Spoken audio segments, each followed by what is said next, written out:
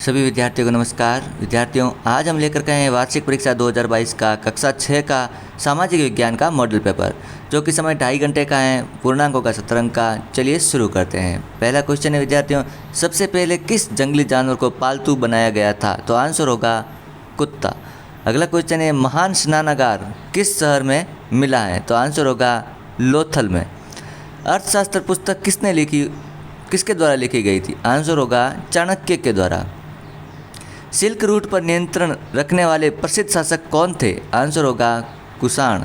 भारत की खोज पुस्तक के लेखक कौन से हैं? तो आंसर होगा जवाहरलाल नेहरू। अगला है, भारत आज़ाद हुआ? आंसर होगा 15 अगस्त 1947 को। भारत में सरकार कितने समय के लिए चुनी जाती है? आंसर होगा 5 वर्ष के लिए। अगला क्वेश्चन हो गया, गांव के एक किसान के खेत का रिकॉर्ड कहलाता है? आंसर होगा पटवारी। अगला है, क्षेत्रफल की दृष्टि से राजस्थान का सबसे बड़ा जिला कौन सा है? आंसर होगा जैसलमेर। ऊंटों के देवता के रूप में किसे पूजा जाता है? आंसर होगा ईशनाथ जी को। अगला क्वेश्चन होगा, सही शब्द का चयन करते हुए रिक्त स्थानों की पूर्ति कीजिए। तो यहाँ पर विद्यार्थियों शब्द दिए गए हैं, उनका उपयोग करते हुए हमें इन रिक्त स्थानों की पूर्ति करनी है। 11 नंबर क्वेश्चन होगा, तारों की बहुत बड़ी प्रणाली को आकाश गंगा कहते हैं। हमारे सौर मंडल में 8 ग्रह हैं। नगर निगम के चुने हुए सदस्यों को पार्षद कहा जाता है। पंचायत के चुने हुए सदस्यों को पंच कहते हैं। पंचायत और नगर पालिका के चुनाव प्रत्येक 5 वर्ष में होते हैं। यूरोप एवं एशिया महाद्वीप के एक साथ यूरेशिया कहा जाता है। एक लीप वर्ष में दिनों की संख्या 366 होती हैं।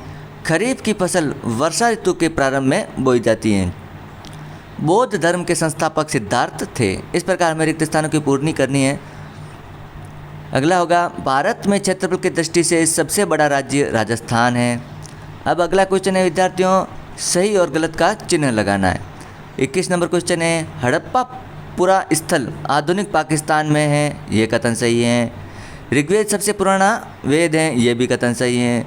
राजा के ऊपर सारथी पवित्र जल का छिड़काव करता था। ये कथन गलत है। अगला है क्वेश्चन, युद्ध करना तथा लोगों की रक्षा करना वैश्य वर्ण का कार्य होता है। ये कथन गलत है, क्योंकि ये क्षत्रियों का काम था। अगला है, बुद्ध ने बोध गया में ज्ञान प्राप्त किया था। ये कथन सत्य है। बुद्ध ने पशु बलि को बढ़ावा दिया नहीं। ये गलत है। अशोक के अधिकांश अभिलेख ब्राह्मी में लिखे गए। ये कथन सत्य है। दिशा सूचक यंत्र की चुंबकीय सुई की दिशा हमेशा उत्तर दक्षिण दिशा में होती है। ये कथन सत्य है। अगला है, सफरेज का मतलब होता है वोट देने का अधिकार। ये कथन सत्य है। ब्यावर अजमेर का क्षेत्र मोरवाड़ा के नाम से जाना जाता है। ये कथन सत्य है। अगला क्वेश्चन है विद्यार्थियों, हमें मिलान करना है। सूक्त अच्छी तरह से बोया गया। रथ युद्ध में प्रयोग किया जाता है। यज्ञ अनुष्ठान। ठोस दास गुलाम। और महाश्मशान सजाए गए पत्थर।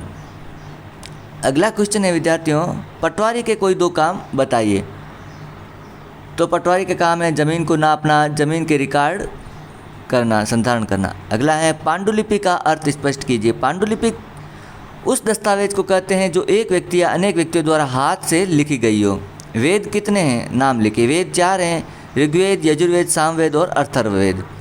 अगला क्वेश्चन है, महाजनपद के राजाओं ने किले क्यों बनवाए? तो आंसर होगा, महाजनपदों में के राजाओं ने अपनी सुरक्षा के लिए किलों का निर्माण किया था। अगला है, रेड क्लिफ रेखा किसे कहते हैं?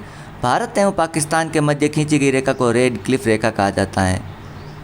राजस्थान के किन्हीं 4 प्रमुख दुर्गों के नाम लिखिए। तो आंसर होगा विद्यार्थियों, मेहरानगढ़ दुर्ग, सोनारगढ़ दुर्ग, कुंभलगढ़ दुर्ग और चित्तौड़गढ़ दुर्ग। अगला क्वेश्चन है, मावठ किसे कहते हैं? भूमध्य सागर से उठने वाले पश्चिमी विक्षोभ के कारण सर्दियों में होने वाली बारिश को राजस्थान में मावठ कहा जाता है। अगला है, पशुपालन से क्या लाभ है? पशुपालन से हमें निम्न लाभ हैं। पशुओं से हमें दूध प्राप्त होता है।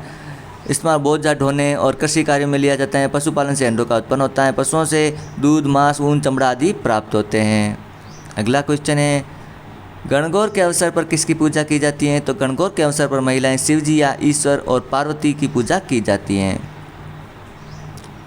अगला है, ग्लोब की अपेक्षा मानचित्र अधिक सहायक होते हैं। क्यों? क्योंकि मानचित्रों को एक स्थान से दूसरे स्थान पर ले जाना आसान होता है। मानचित्रों से हमें ग्लोब की अपेक्षा अधिक जानकारी प्राप्त होती है।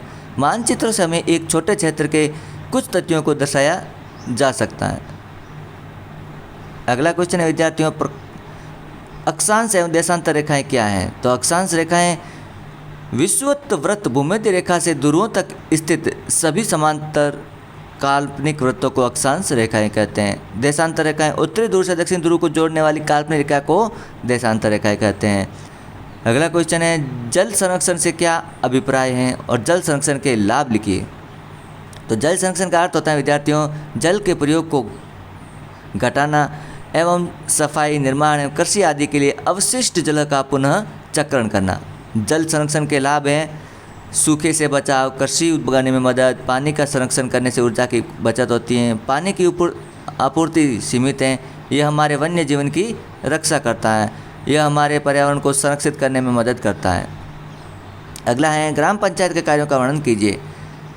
तो ग्राम पंचायत के निम्न कार्य हैं, जन्म मृत्यु का पंजीयन, मेलों तथा चरागाहों की व्यवस्था करना, बीमारियों की रोकथाम, कुओं की सफाई एवं मरम्मत, प्रकाश सड़कों और औषधालयों के मरम्मत, शमशानों और कब्रिस्तानों की देखभाल। इस प्रकार विद्यार्थियों आज का मॉडल पेपर कक्षा 6 सामाजिक विज्ञान का कंप्लीट होता है। वीडियो अच्छा लगे तो लाइक और शेयर कीजिएगा।